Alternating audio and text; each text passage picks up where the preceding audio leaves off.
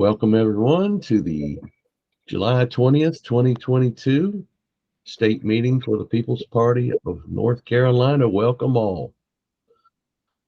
Today we don't have a big agenda planned. There are a few little things that we need to look at. I came down with COVID this week, so I haven't really been very active. I've been trying to take care of myself, so do not have a whole lot for you other than to say I did look at Maple's documents concerning our positions and all, and I really like what I see. So, and I saw that before, and I want to go ahead and try and incorporate that into our specific part of our webpage that explains, it kind of breaks down the issues and such. She did have one thing on there, which I am a little bit out of touch with, which is she said that we should have a 12 judges on the Supreme Court. And I've heard this before, yet I'm not really quite sure what the logic of it is. If someone would like to step in and say why that would be such a great idea, I would love to hear it. Anybody want to tackle that one? Okay. I would rather wait to hear her thoughts on it. I know it's something that Democrats push, but when I hear them push it, I hear an excuse as to why they're not doing anything right now.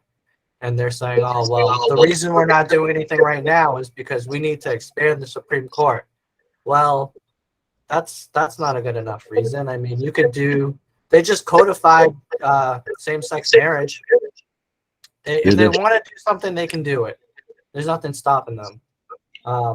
Yeah, I kind of feel that way myself.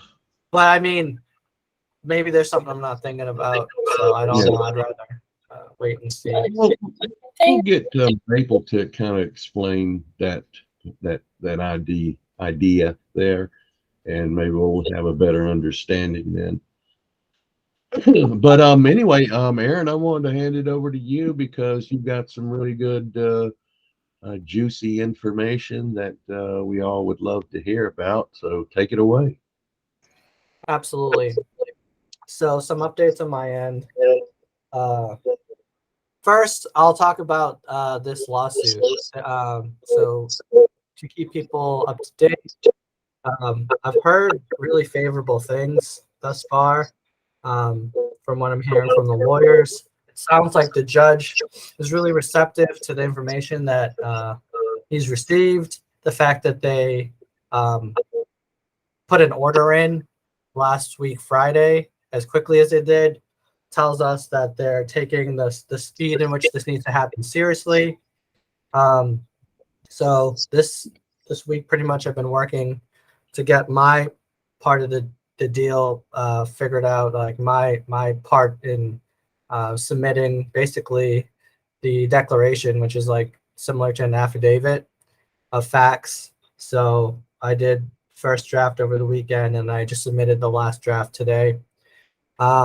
So that's all good. I think they included witnesses in some of the most recent emails. So Janet, you might have seen that. I'm not sure if you're included. Okay. Yeah. So if there's anything that from your point of view that you want to add, I know you're involved in this as well. Yeah, I guess one of the witnesses. Mm-hmm. So I also submitted a declaration. Yeah. Okay. Yeah. But so court things they take a long time. Mm-hmm. So we're looking at a month if things go well. Yeah. Yeah, I mean, as long as it's in enough time for them to put Matthew Hill on the ballot, that's all that matters. That's the whole point of this whole thing. Hopefully, I mean, the fact that he said he would be submitting his details tomorrow. The lawyer will be. So hopefully that all gets submitted. That gets reviewed. They'll probably need to take some time to review that. But it's damning information. I can't imagine the smear campaign that NPR is attempting to do, or other people on behalf of the Democrats are attempting to do. And it's just like an example of how the Democrats control, like Bill Gates control them. They're controlled. They're fully funded and controlled by Bill Gates, billionaires, who's now the corporate arm of the Democratic Party. And you see it play out on the national level, and now here we're seeing it play out on our level, at the state level. So, so with that being said, you know, more to come on that, but it seems like it's all good info there. Yeah. The other update, it's more like bad news. It's like really sad news. Oh, Stacy, that so real quick, the NPR smear, I was just referring to the article that Janet had mentioned when she came on. I guess they, I don't know, Janet, do you want to talk about what NPR was saying, the more recent one, or the one you saw? Yeah, so Please. I saw it today, but Matthew mentioned it last Thursday. He said it was coming out Friday. So this was a piece where you know I've been subjected to this lots in it's all how they frame stuff. So they start out by saying it looks like the Green Party won't be spoilers in the North Carolina Senate election. And then they repeat all of the bad mouthing from the Democrats about the questionable signatures and a criminal investigation and all of this stuff. And then it always matters how they end it. And so, of course, they ended it with a slant towards the Democrats. But it was really, really bad. And just to be clear, like, what we're talking about is Matthew Ho's campaign being defrauded by probably one of the Democrats' own operatives that came here, said that they would help him, got paid to help him, and then proceeded to put together like 200 fake signatures. Oh, man. So he was defrauded. So if anything, this is a criminal investigation against themselves, against the Democrats and their people coming here and defrauding the Green Party and Matthew Ho. But of those 200, that's a drop in the bucket compared to the 22,000 signatures that Matthew Ho got, which is well over the 13,856 or whatever the number is that they needed. And 16,000 of those were verified. So if you're saying, okay, so, or let's say 15,800 to verify, if you remove 200 of those, he still made the threshold, and he still submitted it with a month to spare for them to certify. So yeah, they were sitting on this, and that's why they're getting sued right now, because they're playing partisan politics to screw over independent parties. And that's why we're paying so close attention to this, because if not, we'll be subject to this. Like, what's stopping them to do the same thing to us that they're doing to the Green Party? So we have to be. So I'm happy we're so involved in this. I'm happy we're representing them as a witness, as a plaintiff, as open dissent against what is being done. Because if we don't speak up, no one else will. Aside from the Green Party, you know, like I think it's different when the lawsuits is not just the party itself, not just the candidate, but like other folks. There's someone representing DSA, there's someone representing us. So it gives a more full view of the state of what we're seeing. Is like, hey, this isn't just them protecting their own interests. Like, I mean, yeah, we have a stake in the matter too, but we're not them. We're not the Green Party. Like, at the end of the day, we're not them. But we're still supportive of the First Amendment rights, and I think was it the 14th Amendment right. So yeah, it's real bad, and I mean it's nothing we don't know. The media is controlled by these people. They have a lot of power. The Elias group or Elias group is they represent the Democratic Senatorial Committee, and I'm pretty sure those are all Hillary's people, her lawyers. So I mean it's just like deeply corrupt, the whole thing. So that's what we're dealing with, and it's not just us, it's other states. I have a quick follow-up question. If I wanted to get a hold of that NPR article, was it on the radio or print or? Yes, it was on the radio. Oh, okay. And yeah, I can send you the link to it. I should. How do I put the link in the chat? I'm asking just because, if there's if they have a forum to respond to it, Mm-hmm. Right, potentially comment or whatever. right, yes. That's why I asked. So yeah, they probably do. The way they usually do it is they have an article that pretty much transcribes what's in the radio version, and they'll like link a clip or like a 4-minute clip of the piece that they maybe air on the radio or something. Right, But it's also an article form, so it's both. right. So yeah, we can. I mean, if I'm sure if we Google searched it, it'll come up. But yeah, it's really frustrating. But that's what I mean. It's not a surprise. So just to let you guys. So I'll share what I have here. Real quick. So let's see. Oops, that's not what I was trying to do. If I share, can I share? Yeah. Share that. Hopefully this works. Last time I tried doing this, it kicked me off the call. Can you guys see this? So basically, this is the declaration that got submitted. It's just facts. It's just listing all the facts of the case from my section of the lawsuit.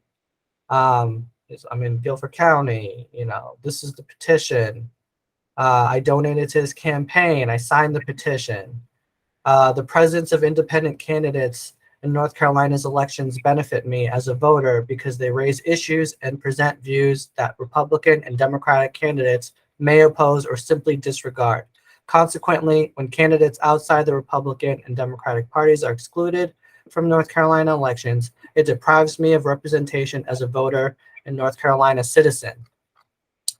And then it gets into what happened. I received a call. My wife received a call. When I answered, this is what they did. When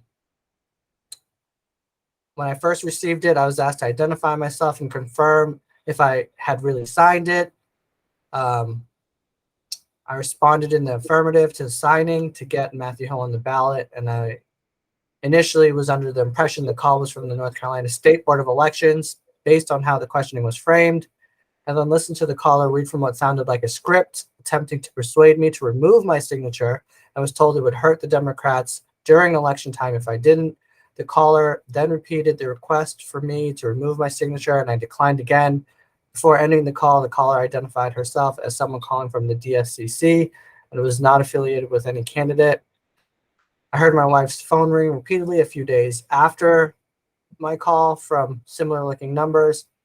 I worked from home with my wife and heard her phone ringing all day while we were working, despite our phones being encrypted spam blockers.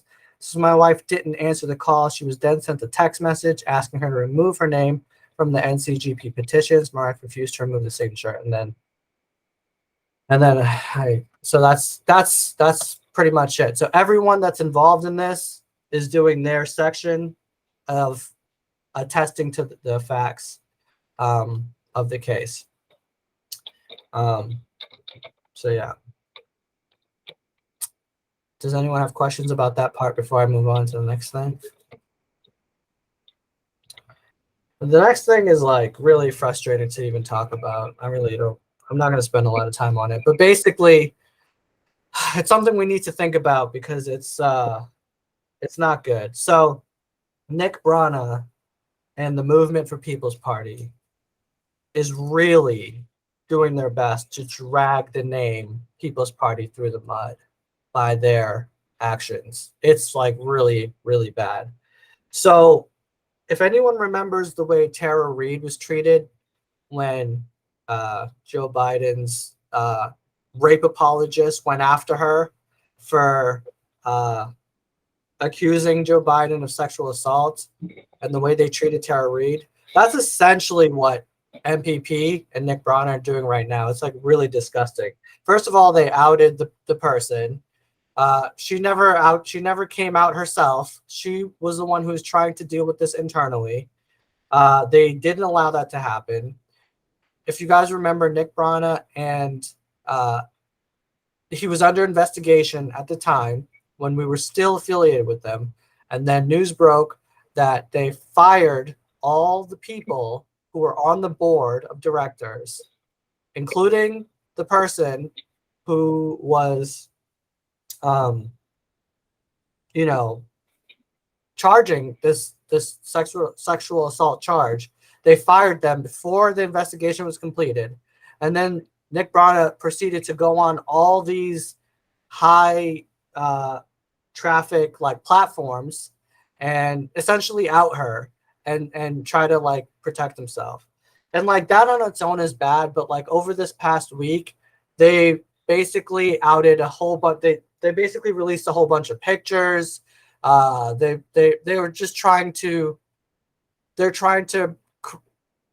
create a case for themselves that there's no possible way that Nick Brana sexually assaulted the person. I don't know if you guys have heard, but I mean, at this point, everyone, it's not a secret. It's Zainab. You got that, Scott? All right, yeah. So at this point, it's really crazy because last week, Friday, on Sabby Sab's podcast, she switched over to Callin, which is a different type of like, it's not on YouTube, it's on Callin. So it's more of like a phone call. It's like you can call in and what have you. And so I called in. Zainab was there. Actually, Mark Nixon was there. I'll get to that part in a second. And we talked about all these different things. We didn't even really get into that whole stuff, but people were asking us questions. First of all, they asked me straight up, like, why do we still have the name People's Party? And I explained to them, first of all, Nick Brana doesn't own the People's Party. He doesn't own that. The name and the People's Party, that cohort existed way before they existed. Second of all, like the person who even asked it said themselves that, you see these Democrats and these like liberals, they keep taking words and they co-opt them. So they co-opt progressive, they co-opt all these terms that they've co-opted socialist at this point. Socialist is a meaningless term at this point because you have neoliberals identifying themselves as socialists and they're not. So that's, I don't want to sound like some sort of gatekeeper of the left, but there is a definition. There's a stance, like there are measures that like make someone a socialist. You can't just be a right winger and call yourself a socialist because anyone would just be like, no, you're not. And right now the Democratic Party's actions are squarely in a pro-imperial, pro-war stance, anti-environment stance. These are not leftist ideals. And so these people who are supporting Democrats are supporting billions of dollars going to Ukrainian war. They're supporting these deals with like these oil countries. Like you see Joe Biden shaking hands with MBS, who chopped up a journalist and acted like it didn't happen. Murdered him with proof and acted like it didn't happen. And Joe Biden's shaking his hand. And that's not left. That's not, socialists don't believe in that. You can't call yourself so because of that, these names, they get co-opted. They keep changing. So my whole point was, listen, at some point you have to fight for something and show people what it means to be a part of this ideology. Show people what it means to be a part of the People's Party. Be doing things and taking actions that are for the people. So yeah, so that's kind of like we got into that. But the point is, I was just talking with Zainab. We were talking about all different kinds of things. Zainab and Mark kind of gave more color and more light to what they were more on the inside too. Zainab was on the board, I believe, or a part of the council there before they fired her.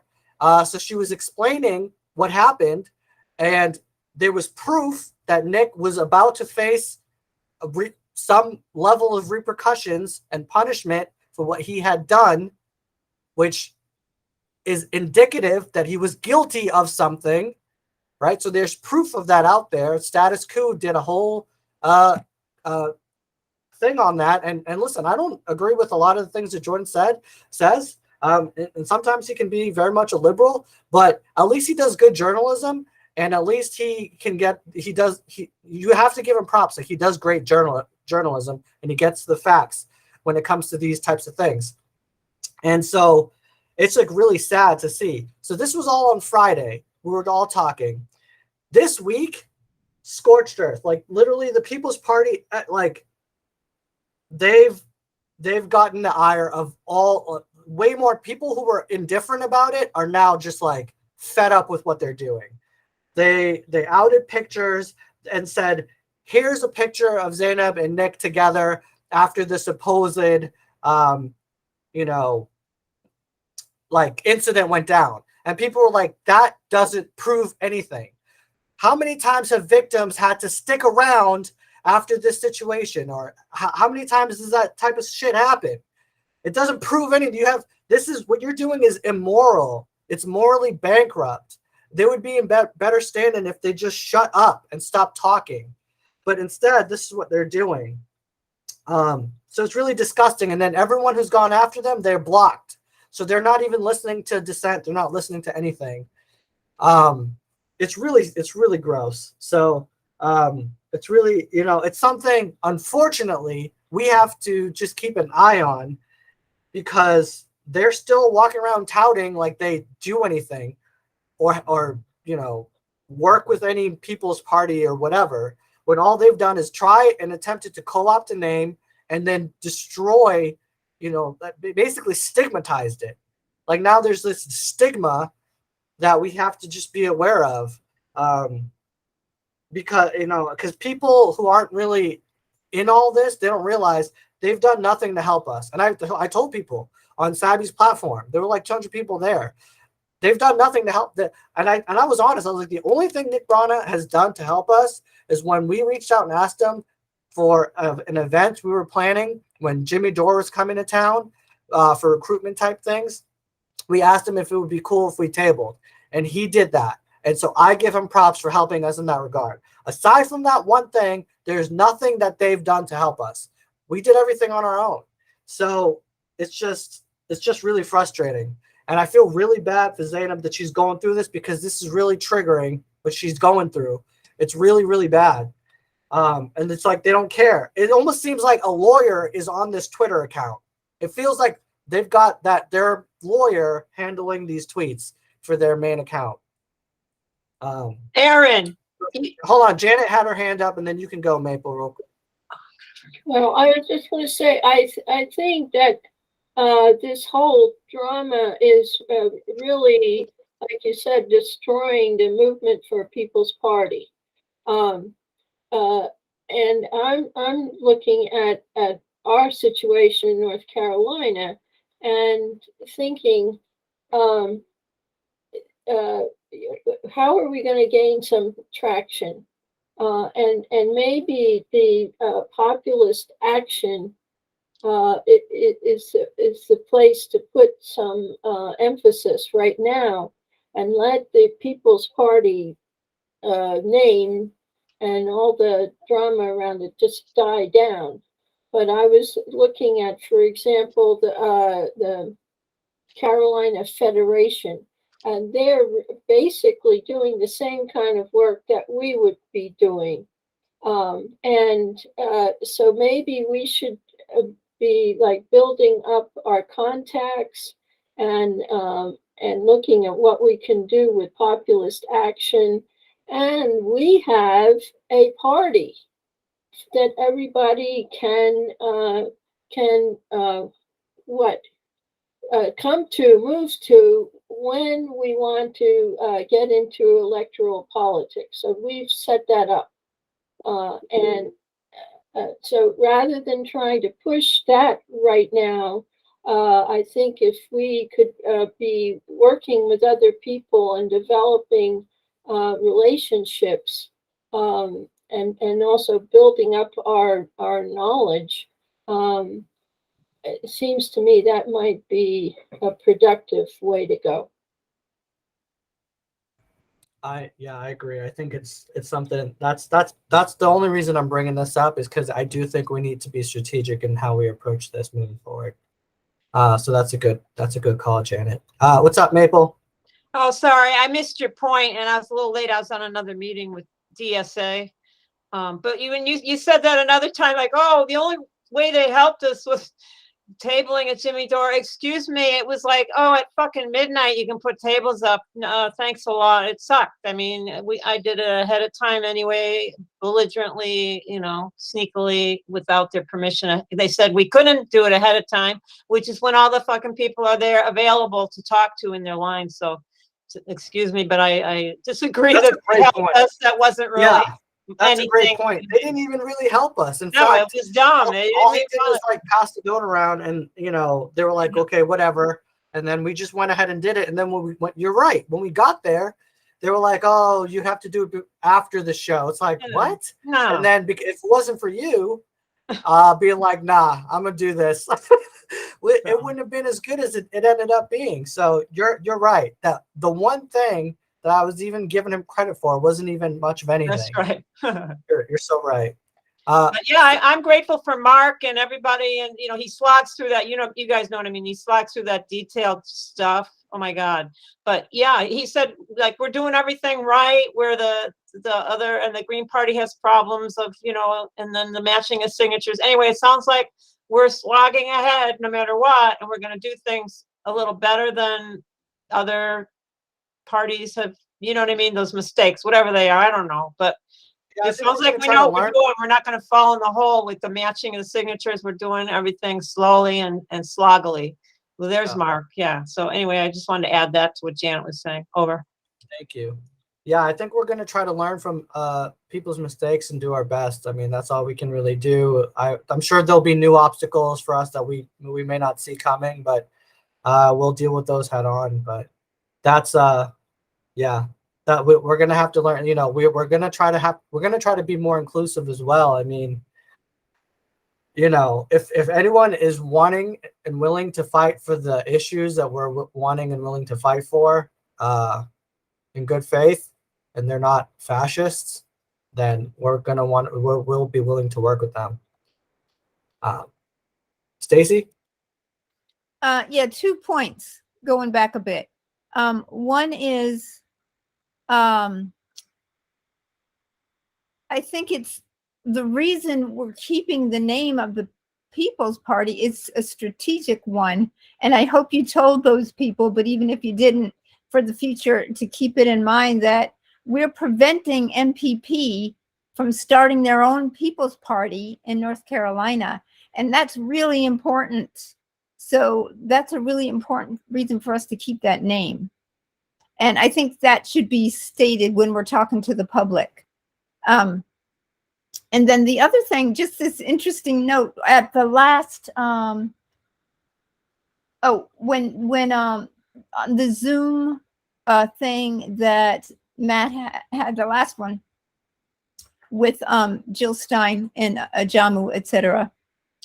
In the chat, we were mentioned. And I think Mabel mentioned us a couple of times. And at some point, I said we left MPP, and several people said, "Oh, I'm so relieved," and that's so good that you left MPP. So I thought that was just a really interesting observation that there people know about it. I was thinking still people didn't know that much about it, but people do know about it, and people were on our side. So that's all I want to say about that.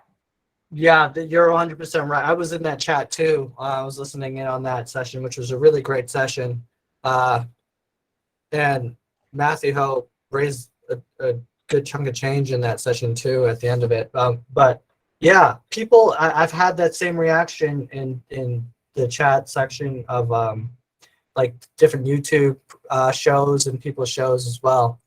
So yeah, we're doing the right thing. And really quickly, I'll also add that in that call-in session with the at the Savvy Show, this also came up, and Mark and I had this conversation at some point because we were suspicious of this, but people aren't still not convinced that Nick Brana has something to do with, you know, something that's more insidious, more purposeful, whether it be intentionally co-opting. I don't want to say CIA, but like he has an interesting history. You know, it's just an interesting. It's hard to prove anything, but it's, you know, I guess the point is other people have noticed this too, and they're paying attention to that. So I'll just leave it at that. Delmas.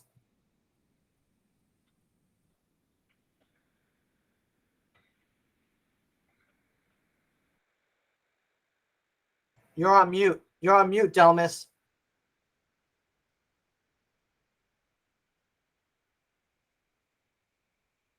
I'll try to find that link. I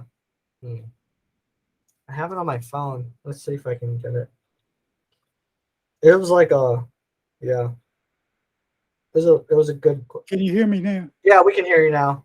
I'll try to get it, Stacy. I'll start all over. Aaron, I appreciate the presentation. You seem to be well informed. I may be a novice at this. Speaking of the situation with the Green Party,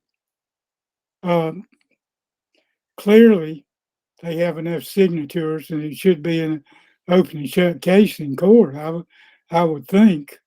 And the other thing, I was a little bit surprised that the Journal took that editorially on the case of the Greens and brought it to people's attention, which I think was redounded in the Greens' favor because a lot more people are informed about the situation through that editorial. One thing I would like for you to do, if you will, for me, differentiate the People's Party of North Carolina with that of the Green Party. What are the differences? I can't see a great deal of difference, but maybe it's just me.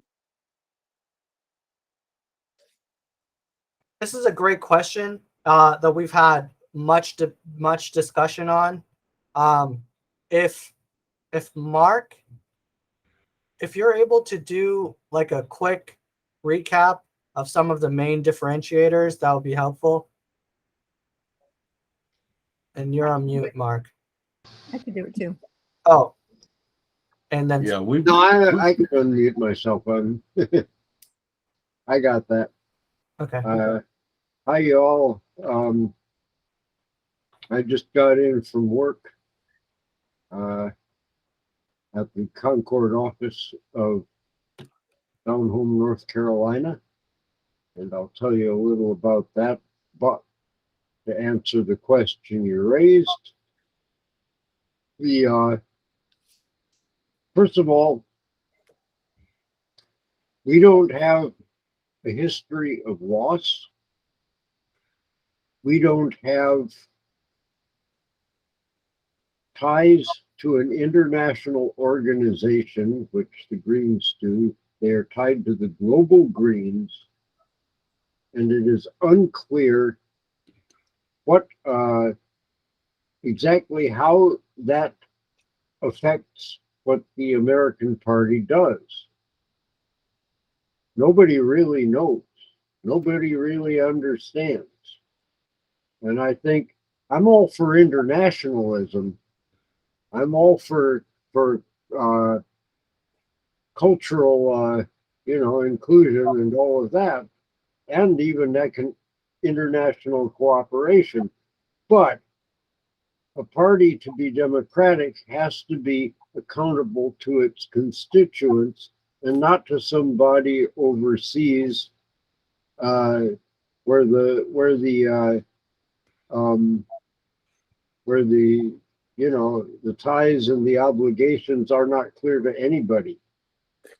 The Green Party was originally founded in 1984 as an imitation in America of a German party.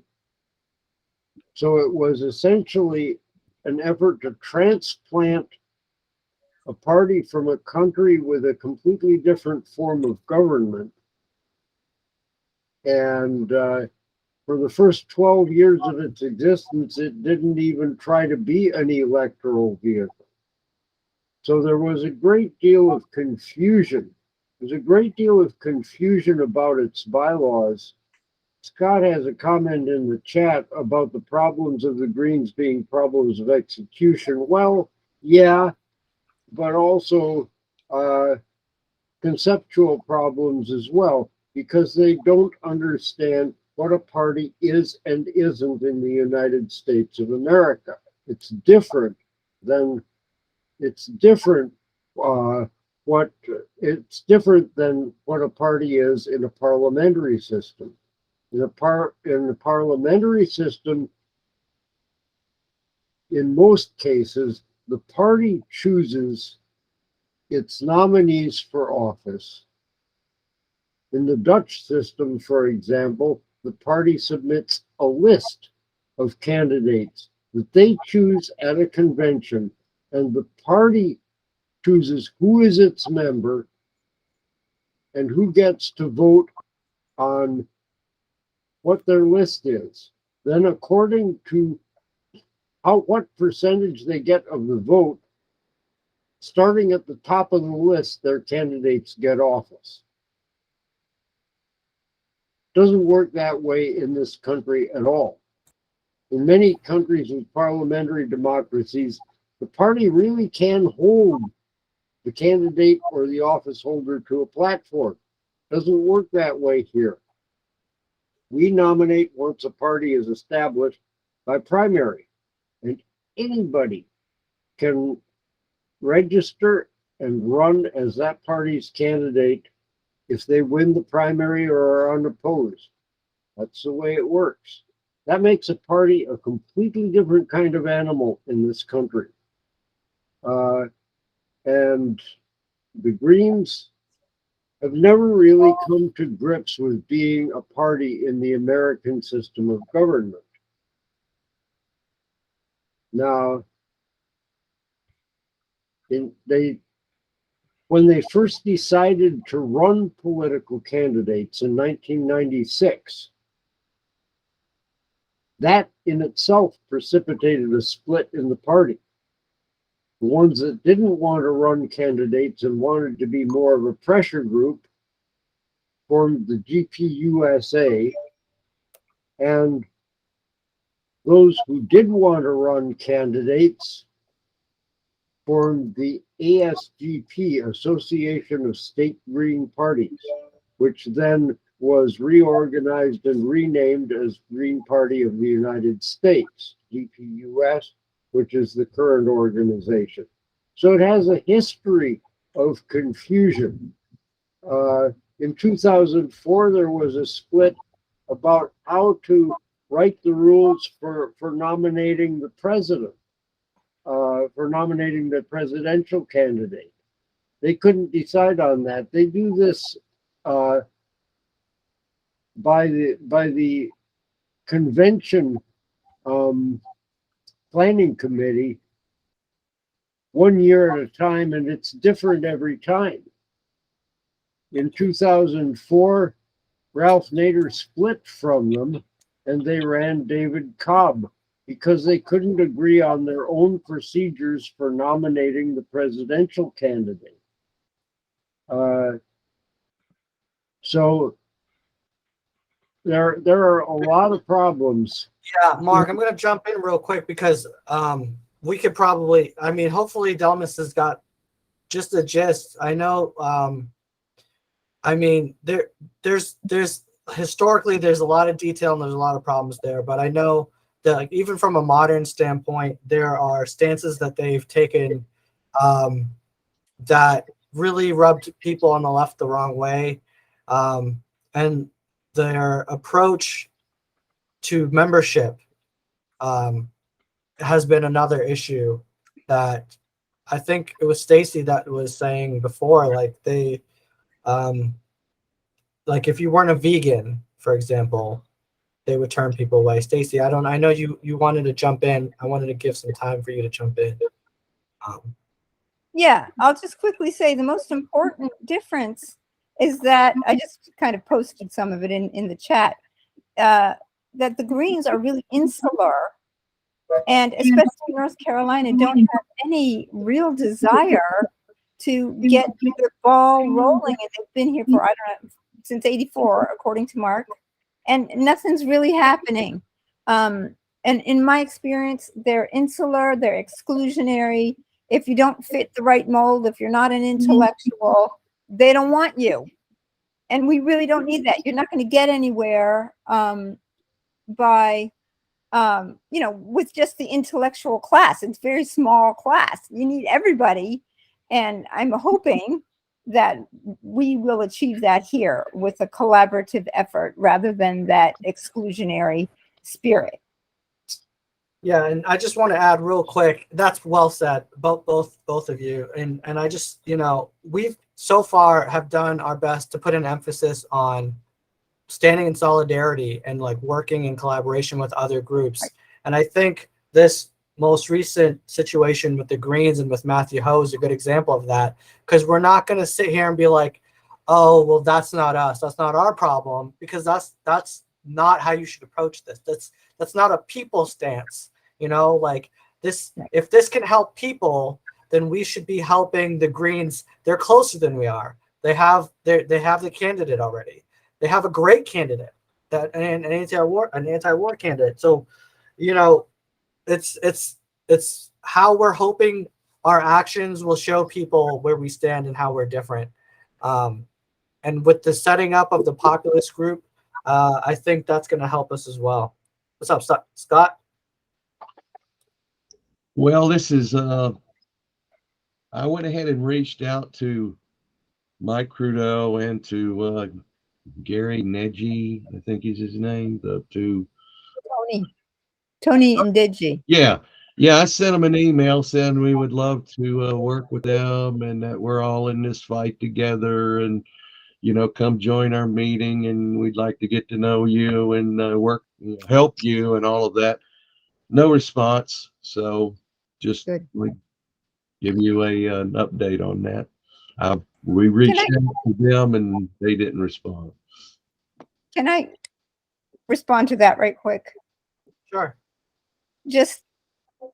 I'm not sure we want to work with them that closely, just because they are that way, that they just kind of suck all the energy out of the movement, with their attitude of this can't be done, that can't be done, the other thing can't be done. And I don't want that attitude to affect us. Can you guys talk about who you're saying this about? Scott said a name, but I don't know who you're talking about or who they're with. Please think. Green Party, North Carolina Green Party. Green Party leadership. Well, they showed their true colors and the response that they failed to give. So, right. But I think I did what the basics of kindness and friendliness and willingness to support their cause, and that's where we will leave it. Yeah, I think it's best with them to just, when something like this comes up, when they finally do take action and get their acts together and do something like put up a candidate, yeah, we can latch on to that because they're actually doing something. But as a matter of everyday meetings and stuff, it's like, let them have their exclusionary intellectual stance, and we can have the rest of the people. Yeah, we'll have everyone else. Yeah. Okay, Maple stacked, and then after that, Mark raised his hand. Go ahead, Maple.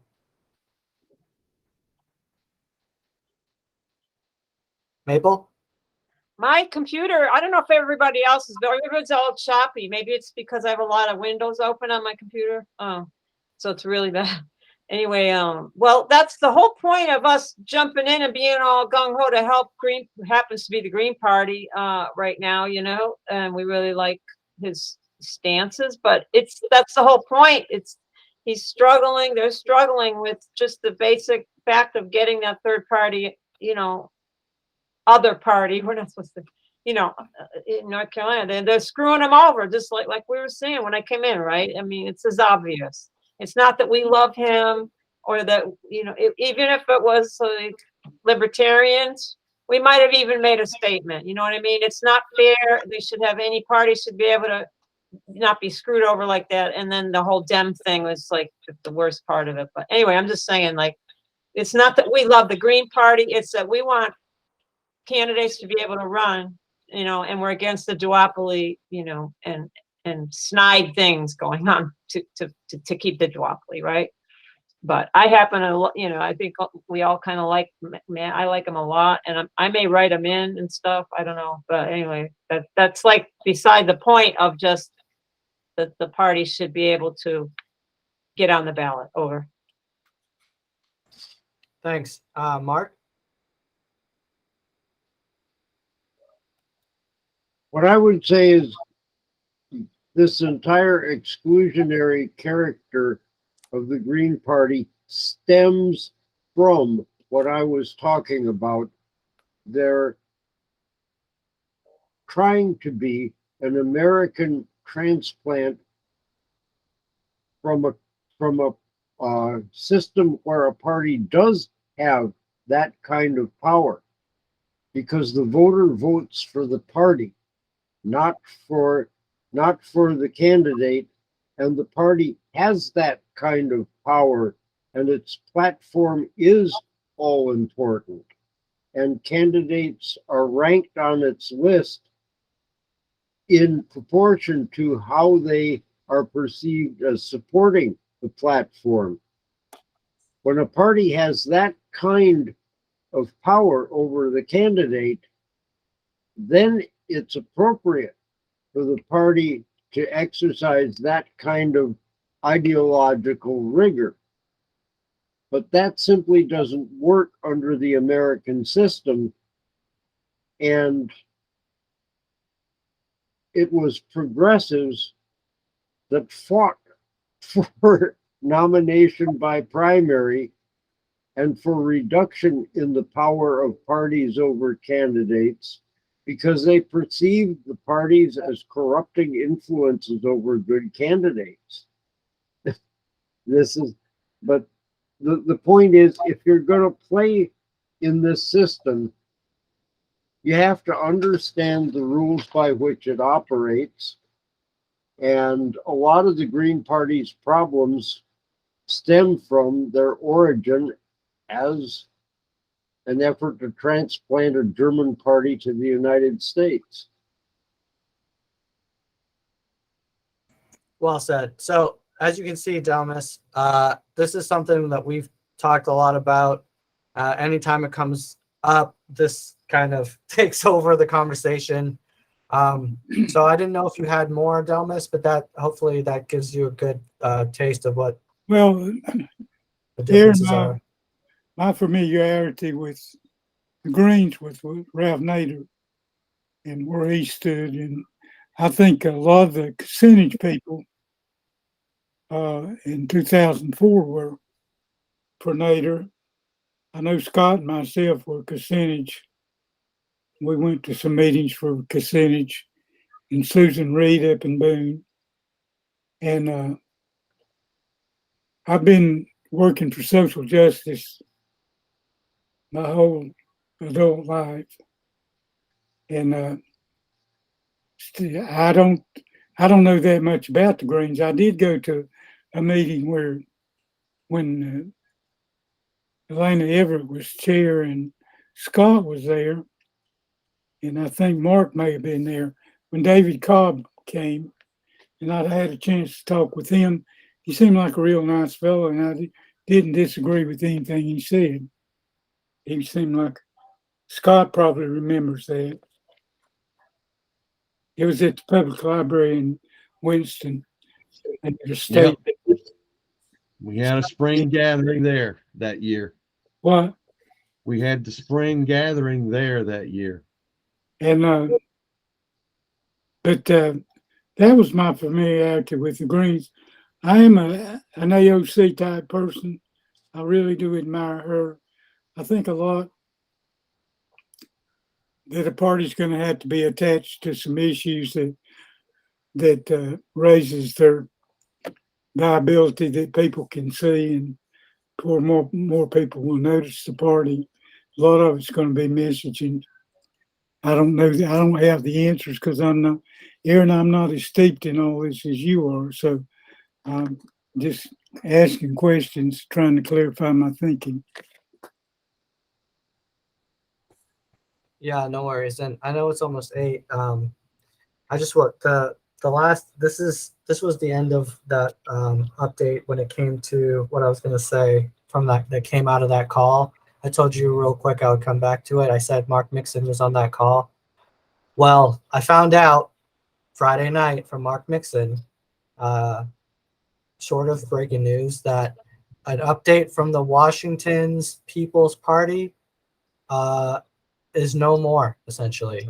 They I don't think exist anymore. It was a real blow. It was a real blow because I know from what the conversation was before, I was talking to you guys about, the damage that Nick Brana and the MPP are doing. This is part of that collateral damage that I was referring to. They just stopped. They weren't able anymore to bring people in because of this, people who were very much involved.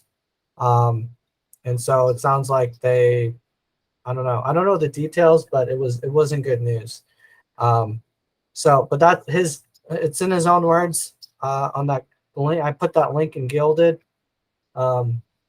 So you guys can check it out. It's a long call. I went in, I didn't even start it from the beginning.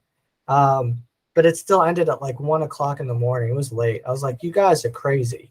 I'm getting too old for this. But I think, Mark, did you have your hand up? Oh, go ahead. Interestingly, if you go on the United People's Assembly Gilded, you can find out who recently became a member, at least, of the Gilded, and David Cobb recently did. I recognize the name. Just wanted to toss that in there. Also, I just came back from, like I said, my job making phone calls at the Concord office of the Down Home, North Carolina organization. And the folks there know about Matthew Hoh. They know about Nick Brana. They know about all this stuff. And it was very encouraging. And it's really heartening that Down Home, North Carolina, although it is friendlier with the Democrats than we are, and certainly friendlier with the Democrats than I am, they understand, and they do not like what the Dems did to Matthew Hoh or the Greens. And they have very good consciousness and awareness of this stuff. And that was heartening to see. It really is. Despite the fact that they're doing their chapter kickoff at their new office, the Democratic Party office is right across the street, and the Democrats are lending them folding chairs. But so they're not entirely unfriendly, but they understand what happened with the Greens. Now, as far as signature matching, this is unprecedented. no one, I have never heard of anything like requiring signature matches on ballot access petitions before. It's even a bit outrageous on mail-in ballots. And I'm no fan of mail-in ballots, but never mind about that.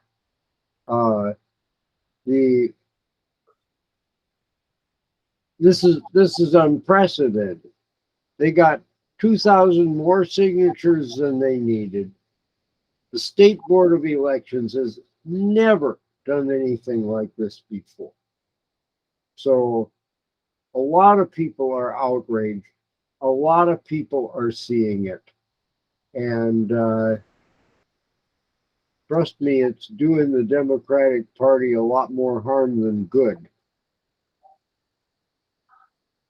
I can attest to that. I will say this. I have people who are either apolitical and don't pay attention and still think, you know, I mean, I don't know what they think anymore, but they know about this situation, and it's done more in the favor, like all the things I've ever done to try to get them to move them left and like get them to see the truth about the Democratic Party. This right here has gotten them able to see it more than anything, which it says a lot. So I think, you know, I think we need to continue, you know, honestly, if I'm able to, I think we need to continue to put pressure on. I think between the lawsuits, between writing letters, Janet, you know, I want Janet to go scorched earth on all the people that she can because I love it.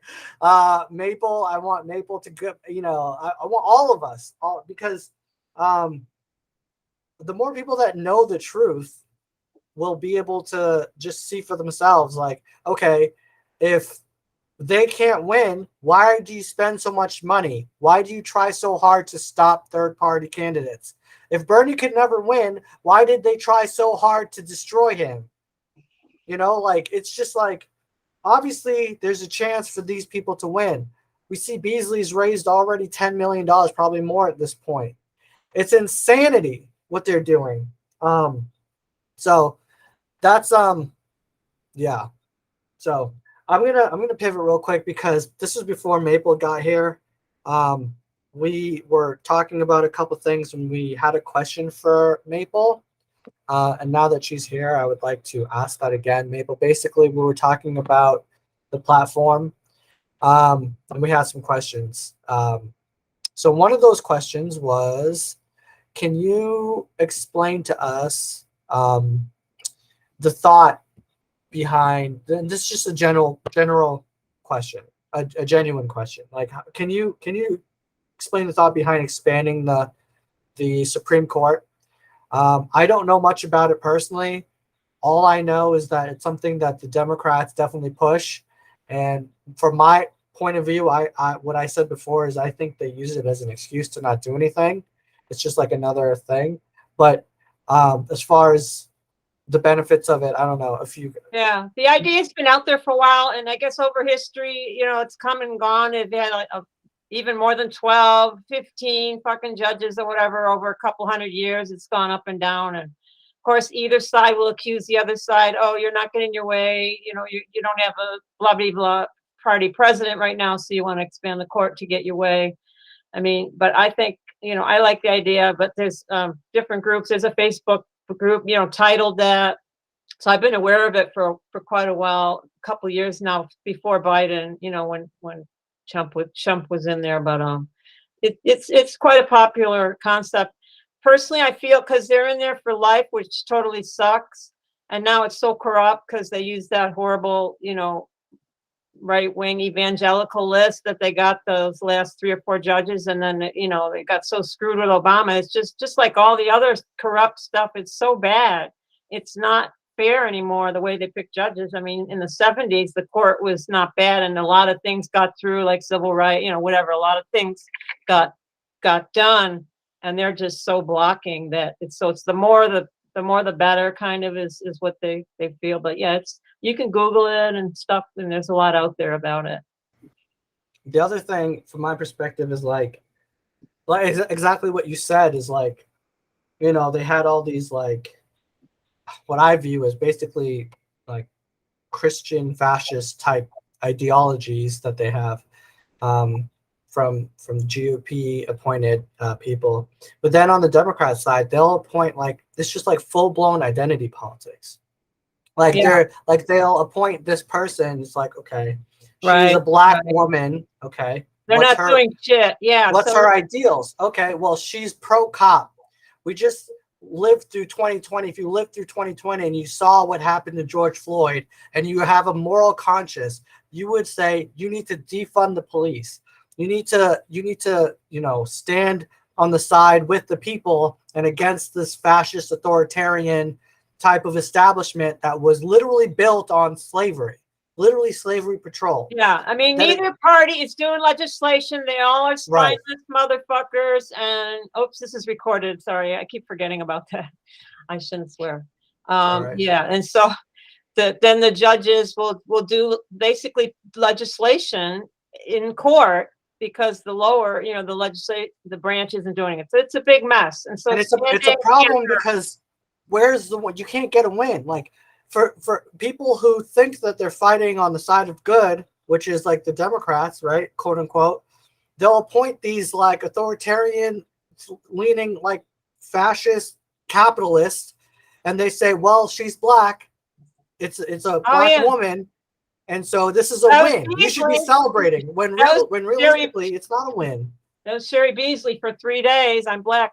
You know, that was her thing when she first. That's not, yeah, and that's the Democratic part. It's identity Yeah. politics. It's I know. what's gotten us into this mess. Is people keep falling for the same trick. So that document I did, you know, I did shave it a lot. I mean, you guys, I'm sure there's some important stuff that we could add on there, and maybe a few, you know, I don't care. I just thought it was, you know, at least a base. If you guys want to subtract and add to it, or you're not really sure if we're all on the same page with it, you could take some stuff, you know, whatever. I just thought it was like a culmination of a list, a decent list, but you do whatever, you know, I'm not married to it, you know. Yeah, I don't know, Scott, if you wanted to add to that. I know this was something that when you had brought up before. Clarify that for me. I didn't know if you want to add anything to. I know you said you had gone through that document, and that was one of the questions. I don't know if there were anything else or. No, not Wanted to add. No. I Okay. mean, it's a pretty well-rounded piece of work. So it's just a matter of formatting it and trying to put it in a you know, digestible form. Well, then in that case, I mean, it's open. I mean, we have the rest of the time to figure out what you guys want to do. If you want to focus on anything or discuss anything specific, if you want to spend time, go ahead. That document could use some help.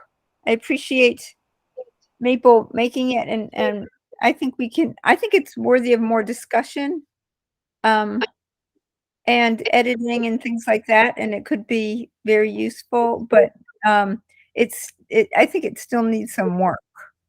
So I think Yeah. that might be something to Yeah, discuss. especially like the ag part. It was like 4 in the morning. Yeah. There's some stuff still has to be, shaved out. You Yeah. have access to it, so I mean, go for it. Yeah.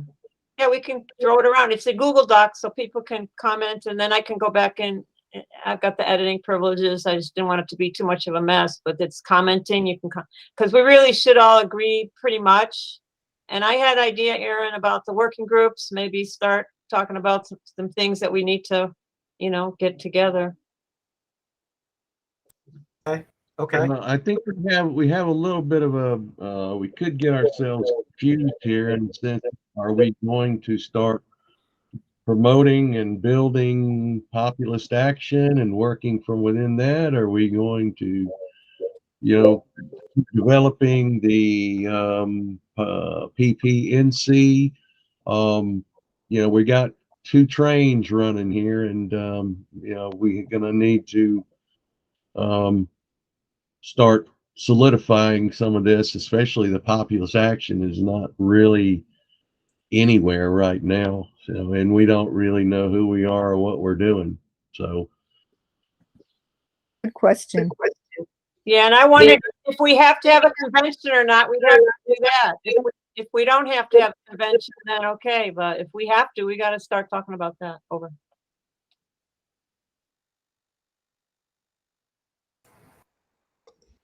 Yeah. that's a One good thing I point. would like to do for next meeting, Stacy, would you be interested in running the meeting next week? Let me look at my calendar. I have I have potentially a really huge event coming up. Where are we? Next It'd be meeting, the 22nd, 27th. Yes. Uh, I mean, you can do it another time. I just thought we'd offer that to you. Thank you. I Right. appreciate that. I definitely do want to do it.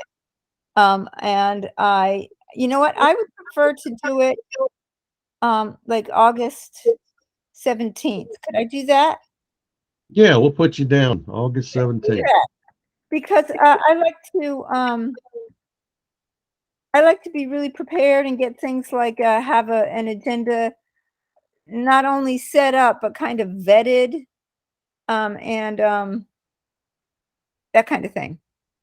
So yeah, having advance warning for me is helpful.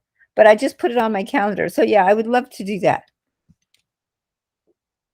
And then, yeah, The 17th of August, correct? yeah.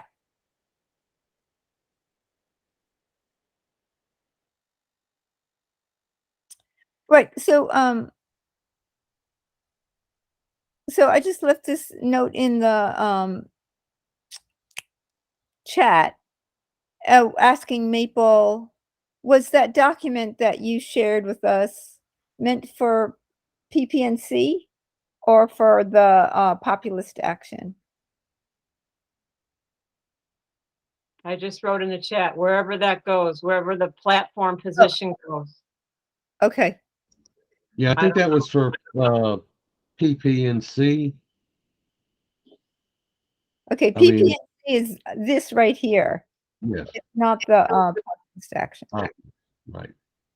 And so I guess that's still a little bit, I guess I still have a little bit of confusion of can we have a platform in PPNC or not? Or what? And if we can't, then yeah, okay, it makes sense to let's do that in populist action or pink. You can, we- but you can't hold people to it past the point where you have carryover recognition. What the Greens do is they're very rigid on adherence to their platform, but they can only get away with that when they're newly recognized and nominated by convention. Past the point where you don't do that anymore, where you get 2% for president or governor, and you're on the ballot next time automatically without petitioning, you can't do that anymore. Because anybody can run on your ballot line if they're unopposed or win their primary. And it doesn't matter what their positions are, and you can't kick them off. But when the PANC 501c4 isn't like that, it can endorse anybody from any party, and it can withhold its endorsement from anybody from any party. That means that a comprehensive statement of platform is enforceable by that organization and is not enforceable by PPNC. That's the difference. A party, the Greens do this. They don't have a 501c4 like we do. They were started without any comprehension of the distinction between the two. And they have a comprehensive platform. And as long as they are nominated by convention, they can be as fastidious and exclusionary as they want on that. But if they ever get to the point where they have carryover recognition, no more. And you really don't want the party to have an abrupt transition from one kind of organization to another at that point.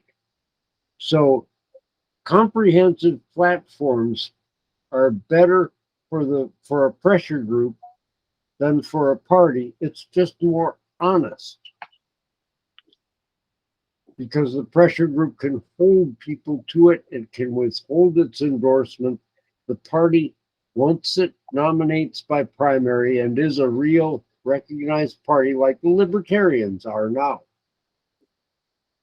it can't enforce that kind of thing on its candidates. But a pressure group can withhold its endorsement from anybody. That's the difference.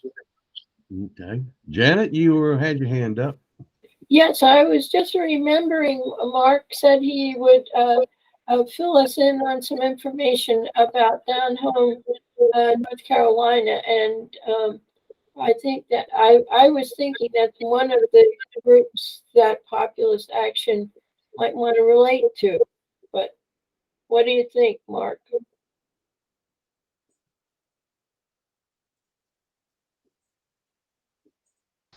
Might want to relate to? Well, I'm already talking to them about it. I know. Yeah. Oh, about Now, okay. excuse me? You're talking to them about us. Yes. Great. What are you saying? Not too much so far. It depends on who you talk to within the organization. Yeah. They are a 501c3 and a 501c4. Oh, Their 501c4 is the one you hear the most about down home, North Carolina. The 501c3 has a slightly different name. We are Down Home. So but I work entirely for the C4. And probably they as an organization should not be expected to do anything for us or against us because they are officially nonpartisan. Okay? But they are informally partisan, as are most formally nonpartisan organizations, unfortunately. But as for, I think any collaboration between PPNC, the ANC, and them will probably be informal. Down home, North Carolina, being a 501c4, does endorse candidates for office. They do this by a voting process. Voting rights are conferred by payment of dues. So that's how that works. but they're do during rural organizing, right? Excuse me? During rural organizing.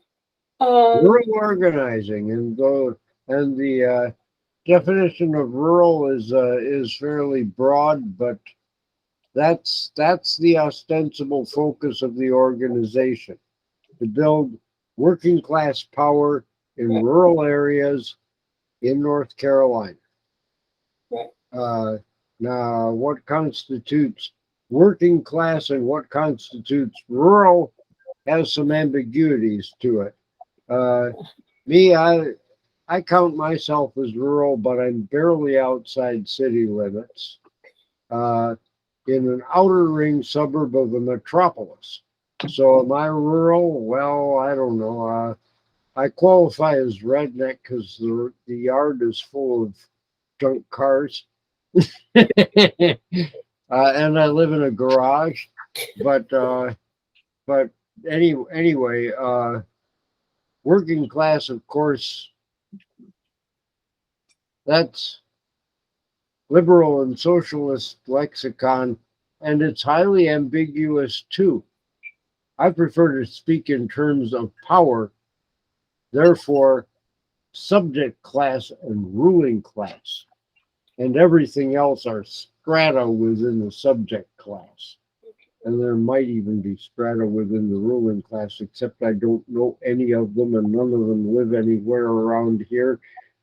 Consequently, I can't really speak to that, but I bet they have strata within that 0.1% too. But anyway, that's what Down Home NC says it is. Now, they also say they were formed after Trump won in 2016. So that kind of tells you something. They say they're all inclusive. Everybody is welcome at Down Home. But at the same time, the people on their call lists are screened to be pro-democratic, to be liberal. And when we're out knocking doors to recruit for the organization, if there's a Trump flag or a Trump sign, we're told to pass the place by. So what you can account on is that within any organization like this, and there are good people in it, there are people who know a bunch of labor history. There's, it's a mixed bag. But when you've got a pool of money that's recruiting people who have some kind of progressive credentials and paying them salaries to be activists, you're going to get a mixed bag. It Where pretty does much goes without saying. come from? Where does the money come from?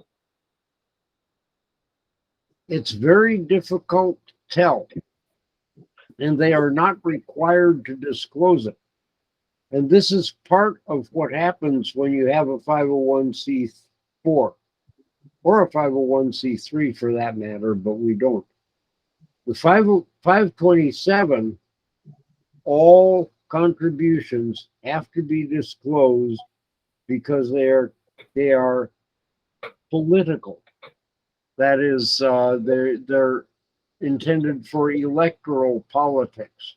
They're intended to elect or oppose candidates or ballot measures.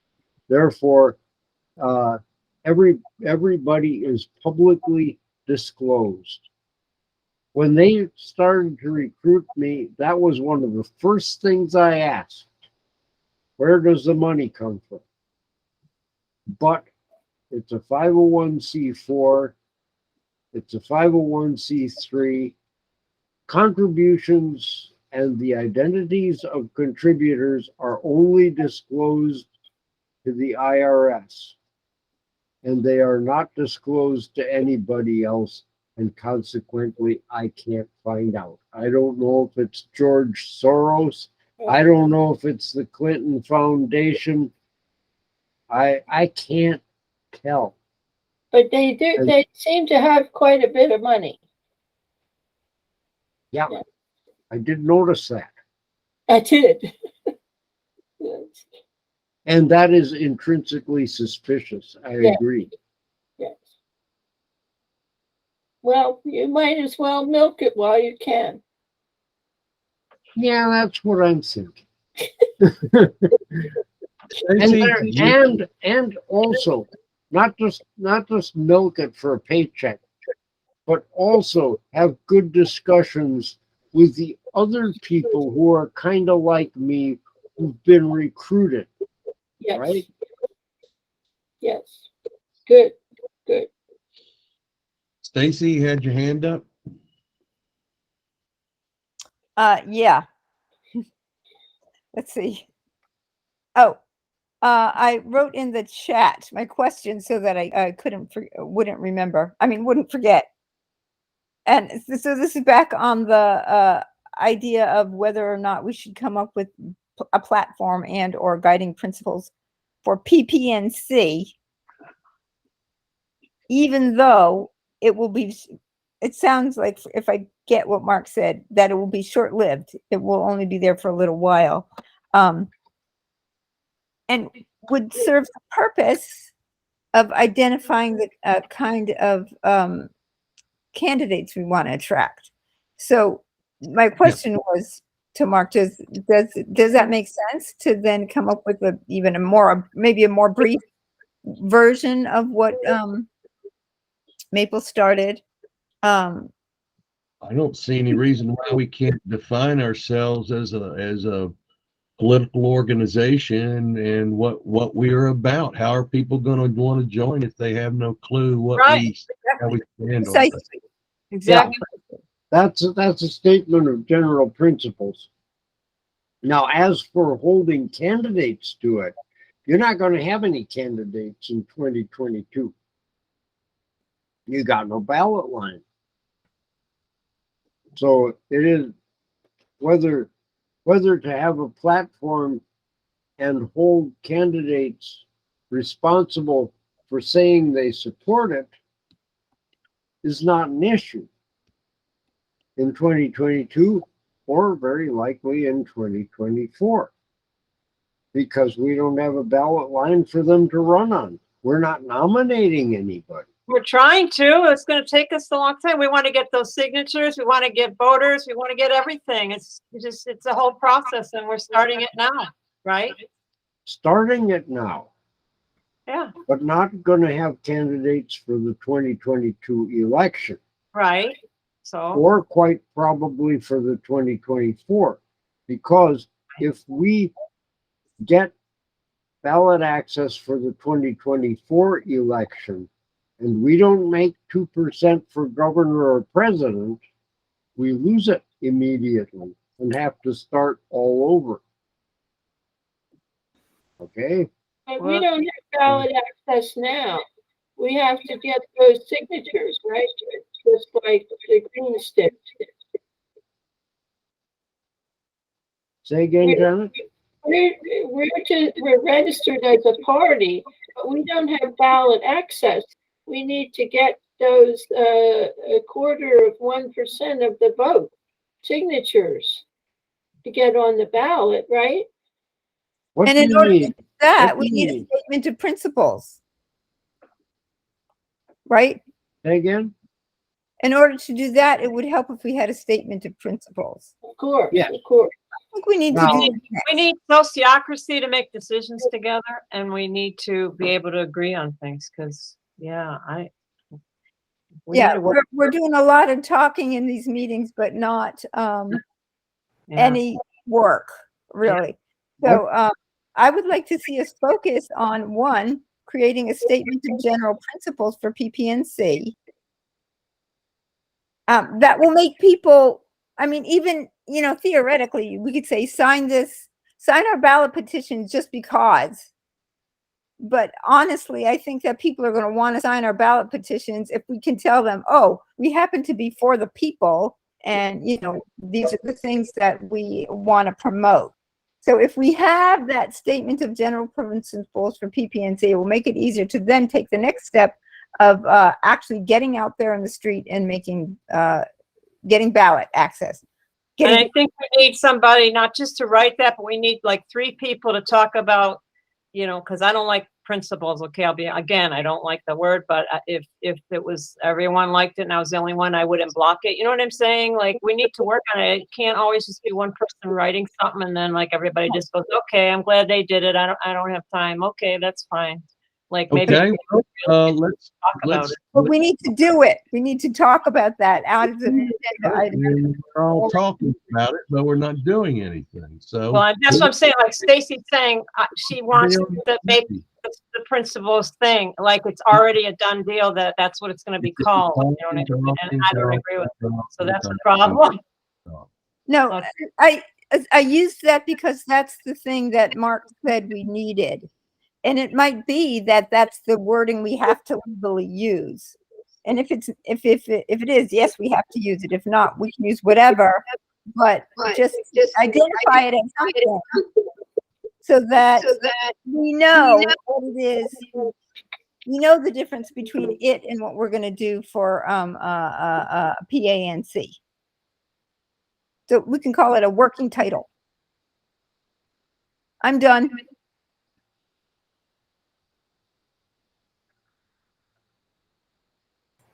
Janet, I'm not sure if your hand up went up first or mine. Aaron, you're first. Okay, just real quick. I know Maple, so you said you didn't like that terminology. I just wanted to quickly ask what you did have a preference for. Okay, well, I've done email and I've done a thing in Gilded a while back about this because I came up and I want to, nice talky talk, and I looked things up. I looked up definitions and I've posted these things. Maybe you're too busy with your kids and stuff to look, but I have reason for it because the word means like honesty and things like that. I found one hit that's something to do with political on some party one time and it was from the 1800s and it had the word principles in it, but to me, it's like not correct at all to use that word. So I have, you know what I mean? I have a problem with it. So I'm just saying, like, we need a process so that we can like go off and 2, 3, 4 people is what I'm thinking, to study things together a little bit, get things prepared, then bring it to the group, or process it. If we did have hundreds and hundreds of people, we would be using that sociocracy thing, I guess, with a lot of circles, and it would work out the way Nissan said, because with just a few of us, it's hard. So anyway, yeah, to me, the word is not accurate. But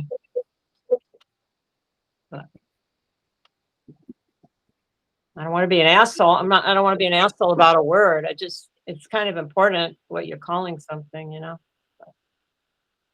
And it's interesting about the platform/policies thing or whatever I called it there. Okay, I'm going to just interject here and say what we do in our group, in our community, is if you have a problem with something, come up with suggestions. So I would love to see it if, Maple, you can come up with some alternatives. I don't feel like it should be that hard. I sent an email with But Maple, my question is, just say it right now. What is it? Put it on record while we're on video, while it's being recorded. Just say what you want it to be. That's what I'm asking. What did I just send you guys? I called it something else. It's the Google Doc, the name of it. It's another P word. There's like 4 different kinds of P words we could use. Was it platform? No, because somebody hates platform, so we're not using platform. Okay, I just shared my screen with the doc that I think you're talking about, and I'm looking for what you called it. I see positions. Position, there you go. I used that because I looked it up and I sent an email with like 10 things, the synonyms from like the dictionary online and stuff. Try to get choices and put them out there for people to say, oh yeah, I like that or I don't like it. So okay, so what now? So okay, that's what I was asking. Yeah. So your alternative of preference is positions. Yeah. Okay, that was my question. Thank you. But it's all edit. We can edit everything, but the main thing is to be able to agree on things, is a good thing and have a process. And Stacy put her group, let her community thing out, and there was some rules. Most of them were familiar to me, but it was something to learn, and train on. And I don't feel that that's going to happen with the people in this group at this time. Maybe not even in the next year. I don't know. Yeah, I just wanted to make sure we put it on the record, because that's what I was at. So it's positions. Yeah. That's the answer to the question.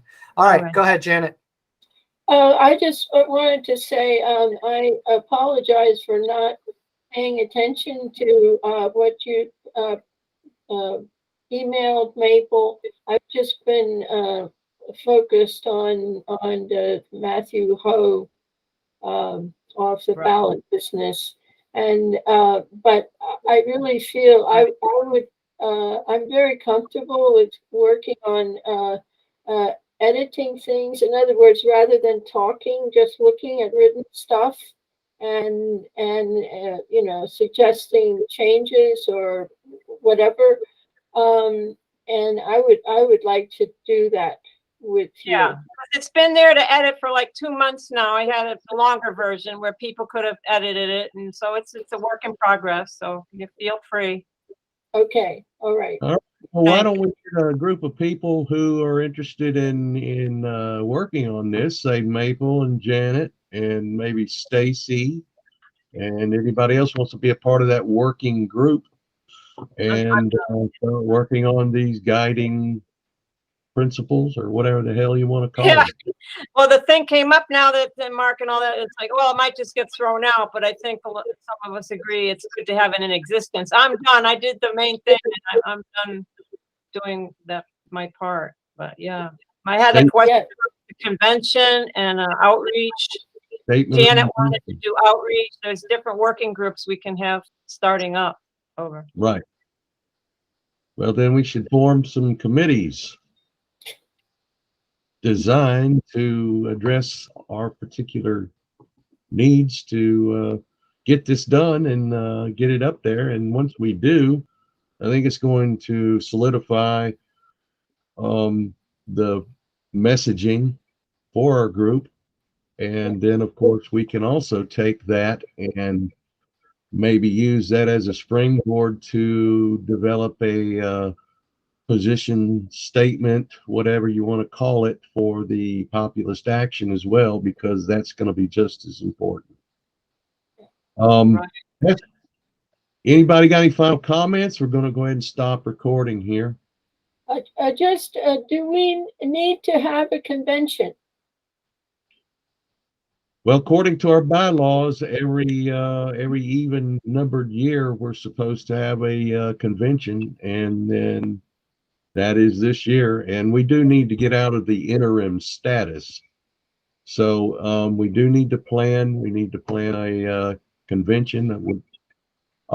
I do have a quick question where Mark concerning that the timing of the convention. I know when we were dealing with the bylaws, there was a concern about having the convention after the election cycle, say later November or December. I don't know if that's really necessary, or should we go ahead and plan on something within the next couple of months? Thoughts on that? It doesn't really matter because you're not nominating candidates. If you were nominating candidates, you would have to do it by the 1st of July. Okay?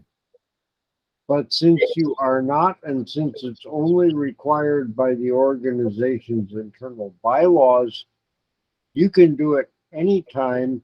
The only thing the bylaws require is that you elect officers for the next 2-year term at that point.